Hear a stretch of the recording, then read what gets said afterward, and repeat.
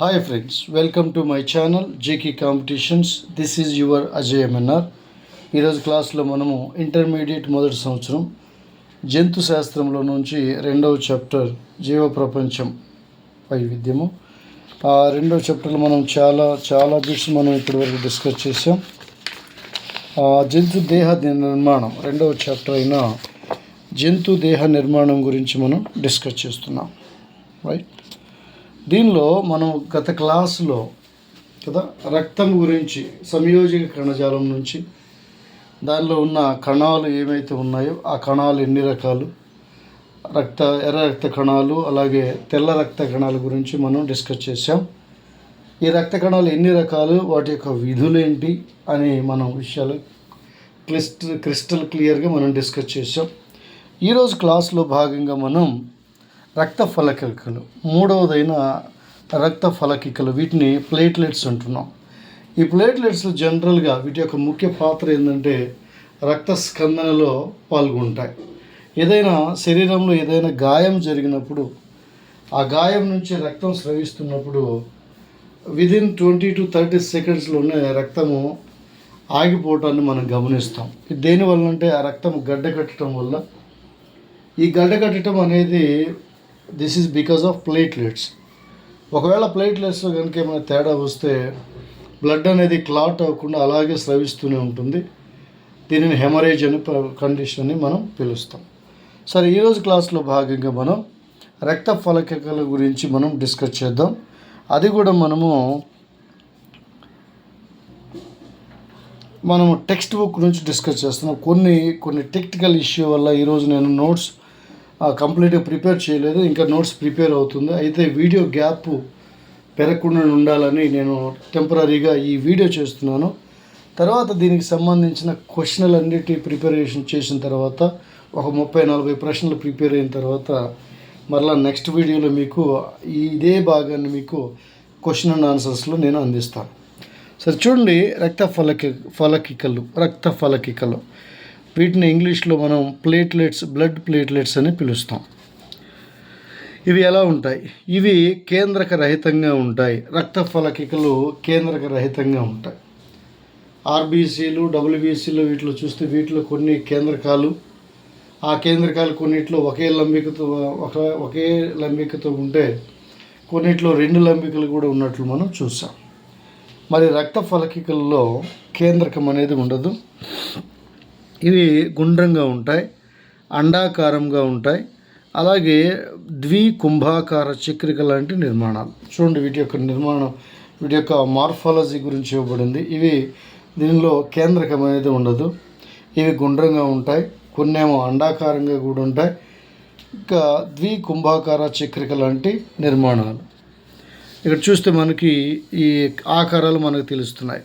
కొన్నేమో చక్రిక ఆకారంగా ఉంటే, కొన్నేమో ఓవల్ షేప్లో, కొన్నేమో ద్వికుంభాకార నిర్మాణంగా ఉన్నాయి. మరి తర్వాత ప్రతి ఘన మిల్లీమీటర్ రక్తంలో సుమారుగా 2,50,000 నుండి 4,50,000 రక్త ఫలకికలు ఉంటాయి. అంటే every cubic millimetre has almost 2,50,000 to 4,50,000 platelets. అంటే చాలా ఎక్కువగా ఉంటాయని అర్థం. తెల్ల రక్త కణాలు అయితే మనకి అది 4,000 నుంచి 6,000 ఈ రేంజ్లోనే ఉంటాయి సుమారు. కానీ ప్లేట్లెట్స్ అయితే చాలా ఎక్కువగా ఉంటాయి. అస్థి మధ్యలోని గమనించాలి, ఎక్కడ అస్థి మధ్యలో బోన్ మ్యారోలోని బృహత్ కేంద్రక కణాలు అంటే పెద్ద కేంద్రకాలు కలిగిన కణాలు శకలీకరణం చెందటం వల్ల రక్త ఫలకికలు ఏర్పడతాయి. ఈ శకలీకరణం అంటే ఫ్రాగ్మెంటేషన్. ఏవైతే కణాలు పెద్ద కేంద్రాలను కలిగి ఉన్నాయో ఆ కణాలు చిన్న చిన్న ముక్కలవటం ద్వారా ఈ రక్త ఫలకికలు అంటే చిన్న చిన్న ముక్కలు ఏర్పడతాయి. ఇప్పుడు జీవితకాలం చూడండి. రక్త ఫలకికల జీవితకాలము దాదాపు 5 నుంచి 9 రోజులు. చాలా తక్కువ జీవితకాలం. గరిష్టంగా ఆర్బీసీ రక్త కణాలకి 120 రోజులు, రక్త ఫలకికలకి 5 నుంచి 6 రోజులు. మరి ఇవి వేటిని స్రవిస్తాయంటే ఇవి థ్రాంబోప్లాస్టిన్ అనే ఒక పదార్థాన్ని స్రవించి రక్త స్కందనలో ముఖ్య పాత్ర వహిస్తాయి. రక్త స్కందనలో ముఖ్య పాత్ర వహించేవి థ్రాంబోప్లాస్టిన్ అనే ఒక పదార్థం. దీనికి వ్యతిరేకంగా జలగలో హెపారిన్ అనే ద్రవము ఉత్పత్తి అవుతుంది. ఇవి గాయమైన రక్తకేశ నాళికల ఎండోథీలియల్ తలాలకు అతుక్కొని వాటిలోని చిన్న చిన్న ప్రసరణ రంధ్రాలను మూసివేస్తాయి. ఏం జరుగుతుంది, ఎప్పుడైతే శరీరానికి గాయం అవుతుందో ఈ రక్త ప్రవళికలు మొత్తం కూడా బ్లడ్లెట్స్ అన్నీ కూడా అక్కడికి చేరి ఒక గుంపులాగా చేరి ఆ రక్త కేశ నాళికల్లో ఎక్కడైతే గాయము, ఎక్కడైతే కట్టు ఏర్పడిందో ఆ రంధ్రాన్ని మూసివేస్తాయి. అప్పుడు ఆటోమేటిక్గా ఒక 20 నుండి 30 సెకండ్లలో రక్తస్రావం అనేది ఆగిపోతుంది. రైట్, దిస్ ఈజ్ అబౌట్ రక్త ఫలకికలు ఆర్ ప్లేట్లెట్స్. మరి తర్వాత మనం చూస్తే శోషరసం. ఇది కూడా చాలా ఇంపార్టెంట్ టాపిక్. లింఫ్ అంటాం దీన్ని, ఇంగ్లీష్లో మనం లింఫ్ అంటున్నాం. ఇది ఒక రంగు లేని ద్రవం మనం చూస్తున్నాం. దీనికి ఒక రంగు అనేది లేదు. ఎర్ర రక్త కణాలు ఎరుపు కణాలు ఉంటే తెల్ల రక్త కణాలు తెల్లగా ఉంటాయి. ఈ శోషరసం అనేది ఏ విధమైన రంగు లేదు. అంతేకాదు దీనిలో ఆర్బీసీ కానీ రక్త ఫలకికలు కానీ పెద్ద ప్లాస్మా ప్రోటీన్స్ కానీ ఉండవు. చాలా ఇంపార్టెంట్ ఫ్రెండ్స్. ఇవి శోషరసంలో ఉండవు. శోషరసంలో ఆర్బీసీ ఉండదు, ప్లేట్లెట్స్ ఉండవు, ప్లాస్మా ప్రోటీన్స్ కూడా ఉండవు. మరి ఏముంటాయంటే అయితే ఎక్కువగా ల్యూకోసైడ్స్ ఉంటాయి, ఎక్కువగా తెల్ల రక్త కణాలు అయితే ఉంటాయి. శోషరసంలో ఎక్కువగా ఉండే కణాలు తెల్ల రక్త కణాలు. ఇది ప్లాస్మా లింఫోసైట్స్తో ఏర్పడుతుంది. మరి ఈ శోషరసం లేదా లింఫ్ అనేది ఎలా ఏర్పడుతుందంటే బ్లడ్లో ఉన్న ప్లాస్మా, అలాగే వైట్ బ్లడ్ సెల్స్ లో ఉన్న రకాలైన లింఫోసైట్స్, క్లియర్గా చెప్పాలంటే ల్యూకోసైట్స్లో ఉన్న లింఫోసైట్స్ అలాగే ప్లాస్మా రెండు కలిపి లింఫ్ అనేది ఏర్పడుతుంది. పేరు చూసారా, లింఫోసైట్స్. సో కనెక్షన్ అన్నమాట. ఇతర కణజాల ద్రవాలతో పోల్చినప్పుడు వీటిలో అతి కొద్ది పాళ్ళలో పోషకాలు ఉంటాయి. ఏముంటాయి? కార్బోహైడ్రేట్స్ ఉంటాయి, ప్రోటీన్స్ ఉంటాయి, ఇంకా విటమిన్స్, మినరల్స్ ఉండొచ్చు. కానీ క్రొవ్వులు మాత్రం ఉండవు. చాలా ఇంపార్టెంట్ బిట్. దీనిలో ఈ క్రింది వానిలో శోషరసంలో లేని పోషక పదార్థం అని క్వశ్చన్ అడగవచ్చు. అదేంటంటే క్రొవ్వులు అనేవి శోషరసంలో ఉండవు. మిగతా పోషకాలు న్యూట్రియంట్స్ చాలా తక్కువ పరిమాణంలో ఉంటాయి. ఆక్సిజన్ ఎక్కువ పరిమాణంలో, కార్బన్ డైఆక్సైడ్, ఇతర జీవ పోషకాలు ఉంటాయి. దీనిలో ఆక్సిజన్ ఉంటుంది, ఎక్కువగా కార్బన్ డైఆక్సైడ్ ఉంటుంది, అలాగే ఇతర జీవ పోషకాలు కూడా ఉంటాయి. శోషరసం అనేది కణ మధ్యాంతర స్థలం గుర్తుపెట్టుకోండి. శోషరసం అనేది కణ మధ్యాంతర స్థలంలో రక్తం నుంచి ఏర్పడుతుంది. శోషరసం అనేది రక్తం నుంచి ఏర్పడుతుంది. రక్తమేమో బోన్ మ్యారో నుండి ఏర్పడుతుంది.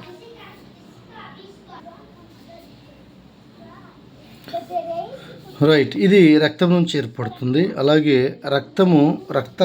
రక్త కేశనాళికల ద్వారా ప్రవహించేటప్పుడు ధమనికలలో అంటే ఆర్టరీస్లో అధిక జలస్థితిక పీడనం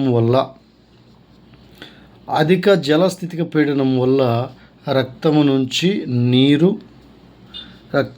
నీరు, ద్రావితాలు, తక్కువ అణుభారం గల ప్రోటీన్లు, రక్తం నుంచి ఏమవుతుంది, నీరు బయటకు వస్తుంది. అలాగే ద్రావితాలు,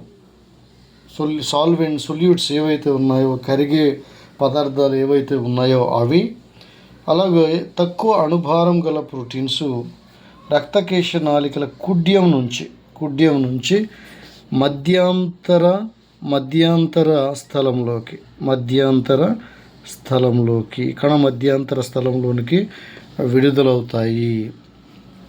రైట్, ఇవన్నీ మధ్యాంతర స్థలంలోనికి విడుదలవుతాయి. దీన్నే మధ్యాంతర ద్రవము లేదా కణజాల ద్రవము అని అంటాం. దీనిని మధ్యాంతర ద్రవము లేదా కణజాల ద్రవము అని అంటాం. తర్వాత సిరికల చివరలలో, సిరికలు అంటే సిరలు కదా, సిరలు రక్తకేశ నాళికలు, సిరలు ఇంకా సిరికలు అంటే సన్నని రక్తనాళాలు. ఈ సిరికల చివరలలో తక్కువ ద్రవాభిసరణ పీడనము, అంటే దీన్ని ఆస్మోటిక్ ప్రెషర్ అంటున్నాం. తక్కువ ద్రవాభిసరణ పీడనం వల్ల చాలా వరకు మధ్యాంతర ద్రవం నేరుగా రక్తకేశ నాళికలకు చేరుతుంది. ఏది మధ్యాంతర ద్రవం. తర్వాత కొద్ది కణజాల ద్రవం మాత్రం శోషరస నాళాల ద్వారా ప్రయాణించి అధోజిత్రికా శిర ద్వారా, గుర్తుపెట్టుకోండి, అధోజిత్రికా శిర ద్వారా తుదకు రక్తాన్ని చేరుతుంది. శోషరస నాళాలలో ప్రవహించే మధ్యాంతర ద్రవాన్ని ఏమంటాము? శోషరసం అంటాము.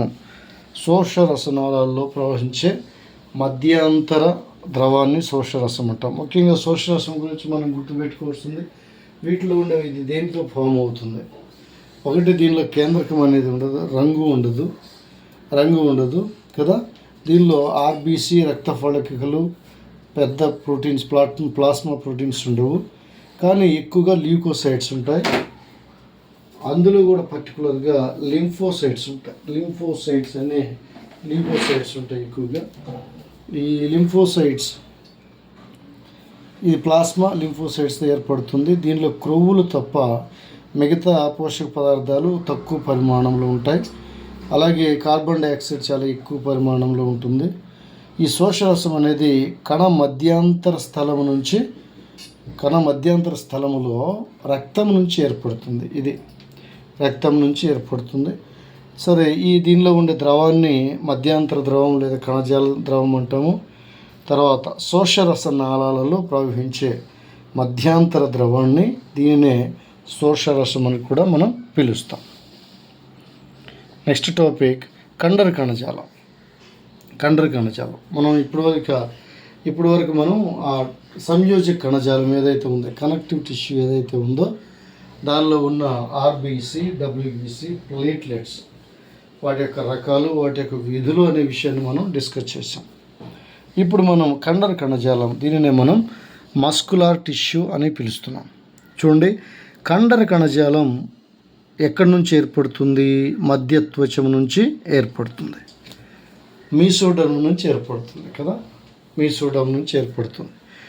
కానీ గుర్తుపెట్టుకోండి, ఎగ్జాంపుల్ కంటి తారక, దీన్ని ఐరిస్ అంటాం. ఐరిస్ అంటే కంటిలో ఈ ఐరిస్ను బట్టే కంటి యొక్క రంగు నిర్ణయించబడింది. కొంతమంది నీలి కళ్ళు అని చెప్తూ ఉంటాం, కొంతమంది బ్రౌన్ కలర్ కళ్ళు అని చెప్తూ ఉంటాం. ఈ కళ్ళ యొక్క కలరు దేని మీద డిపెండ్ అవుతుందంటే అది కంటి తారక, దాన్ని ఐరిస్ అంటున్నాం. అయితే కండర కణజాలం, శరీరంలో ఉన్న ప్రతి కండర కణజాలం మధ్య త్వచం నుంచి ఏర్పడితే ఈ ఐరిస్ అలాగే శైలికా దేహ కండరాలు మాత్రం బహిస్త్వచం నుంచి ఎపిథీలియం నుంచి ఏర్పడుతుంది. ఎండోధర్మ్ కదా, ఎక్టోధర్మ్ నుంచి ఏర్పడతాయి, బహిస్త్వచం నుంచి. గుర్తుపెట్టుకోవాలి, కండరాలు మూడు అవసరమైన ధర్మాలను ప్రదర్శిస్తాయి. కండరాల వల్ల కలిగే ప్రయోజనాలు, శరీరంలో కండరాల యొక్క ముఖ్య ఉపయోగం ఏంటంటే, ఒకటి, అవి ఉత్తేజితం చెందించడానికి, దీన్ని ఎక్సైటబిలిటీ అని అంటున్నాం. తర్వాత వాహకత అంటే కండక్టివిటీ, అంటే కనెక్ట్ చేసేదాన్ని. తర్వాత సంకోచత్వం, దాన్ని కాంట్రాక్టివిటీ. ఈ మూడు పనులు కండరాలు చేస్తాయి. ఇప్పుడు చూడండి, కండరాల యొక్క ముఖ్య విధులు ఏంటంటే ఉత్తేజితత్వం, వాహకత, అలాగే సంకోచత్వం. కండరం సంకోచ సడలిక లక్షణాలు చూపిస్తుంది. సంకోచ సడలిక లక్షణాలు అంటే contraction and relaxation, contraction relaxation అనే లక్షణాలను చూపిస్తుంది. ఈ లక్షణాల వల్ల జంతువులలో దేహ కదలికలు గమనం జరుగుతాయి. జంతువులలో దేహ గమనం అలాగే దేహ కదలికలు జరగడానికి కారణమైన కణజాలం అని క్వశ్చన్ అడిగితే మనం కండర కణజాలం అని ఆన్సర్ చేయవలసి ఉంటుంది. ఇప్పుడు ఇంకా ఇంపార్టెంట్ బిట్ చూడండి. కండరాల అధ్యయనాన్ని కండర శాస్త్రము లేదా మయాలజీ అని అంటారు. కండరాలు, వాటి యొక్క నిర్మాణం, వాటి యొక్క విధులు, అవి స్రవించే స్రావాలు ఏమైనా ఉంటే వీటన్నిటిని గురించి తెలియజేసే శాస్త్రము మయాలజీ లేదా కండర శాస్త్రం అంటాం. కండర కణజాలంలో కండర తంతువులు వీటినే మయోసైట్స్ అనే పొడవాటి కణాలు ఉంటాయి. వీటిని కప్పి సంయోజక కణజాల తొడుగు ఉంటుంది. ఈ మయోసైట్స్ని కప్పి ఒక తొడుగు ఉంటుంది. దాని ప్రొటెక్షన్గా, కండర కణాలకి ప్రొటెక్షన్గా ఒక తొడుగు అయితే ఉంటుంది, ఒక కవర్ అయితే ఉంటుంది. దానినే సంయోజక కణజాల తొడుగు అని అంటాం. కానీ కణబాహ్య మాత్రిక మాత్రం ఉండదు. కణములో బాహ్య మాత్రిక మాత్రం ఉండదు. కణాంతర బాహ్య మాత్రిక ఉండొచ్చు ఉంటుంది కానీ కణబాహ్య మాత్రిక ఉండదు. తర్వాత కండర తంతు యొక్క ప్లాస్మా లెమ్మాను సార్కోలెమ్మా అంటారు. సార్కోలెమ్మా, ఈ సార్కో అనే మాట కండరానికి సంబంధించిన మాట. కండర తంతు యొక్క ప్లాస్మా లెమ్మాను సార్కోలెమ్మా అంటారు. కండర తంతు యొక్క జీవ పదార్థాన్ని మాత్రం సార్కోప్లాజం అంటారు. ప్లాస్మా లెమ్మాని సార్కోలెమ్మా అంటారు. అలాగే కండరంలో ఉన్న అంతర్జీవ ద్రవ్యజాలకాన్ని సార్కోప్లాస్టిక్ రెటిక్యులం అని అంటారు. తర్వాత దానిలో ఉండే కండరాల్లో ఉండే మైటోకాండ్రియాను సార్కోజోమ్స్ అని అంటారు. చూడండి, 4 ఇంపార్టెంట్ బిట్స్. వీటిలో ఏదైనా వచ్చే అవకాశం ఉంది. ఫస్ట్ది ఏంటి? ప్లాస్మా లెమ్మానేమో సార్కోలెమ్మా అంటున్నాం, జీవ పదార్థాన్ని ఏమో సార్కోప్లాజం అంటున్నాం, అంతర్జీవ ద్రవ్యజాలకాన్ని సార్కోప్లాస్టిక్ రెటిక్యులం అంటున్నాం, మైటోకాండ్రియాను సార్కోజోమ్స్ అని అంటున్నాం. ఇప్పుడు కండర తంతువుల జీవ పదార్థంలో అనేక సూక్ష్మ కండర తంతువులు ఉంటాయి. దీన్ని మయోఫైబ్రిల్స్ అంటున్నాం. ప్రతి సూక్ష్మ కండర తంతువులలో దళసరి కండర పోగులు వీటిని మయోసిన్ అని అంటాం.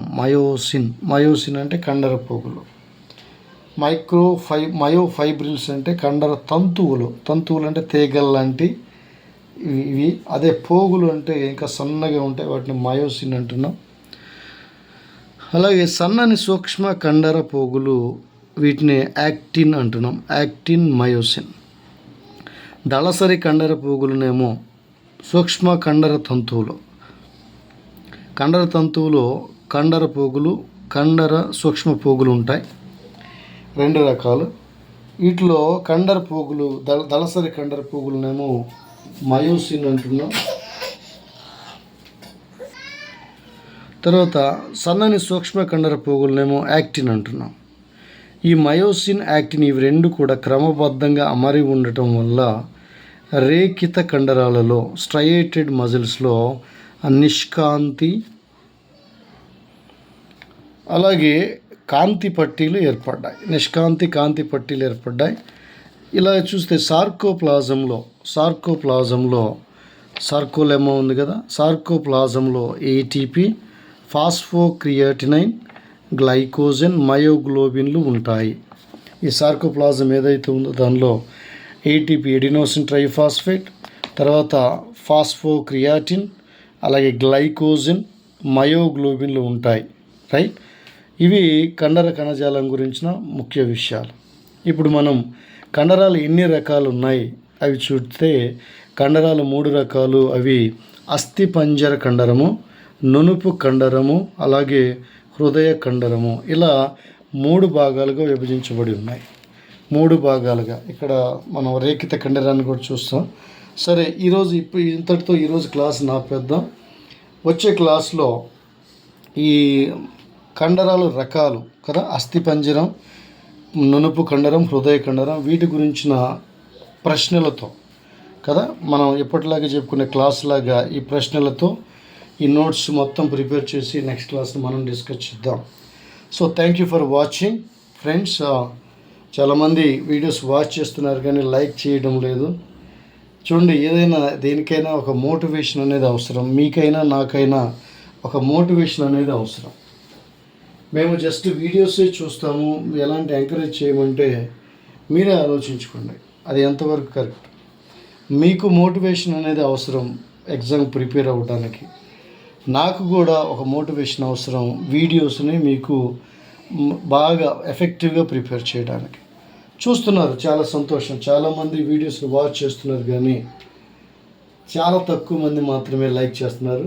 మీరు ఎక్కువ మంది లైక్ చేస్తే ఏంటంటే ఈ వీడియో ఎక్కువగా వైరల్ అవుతుంది, అనేక మంది దీని నుంచి బెనిఫిట్ పొందుతారు, నాకు కూడా సాటిస్ఫాక్షన్ ఉంటుంది.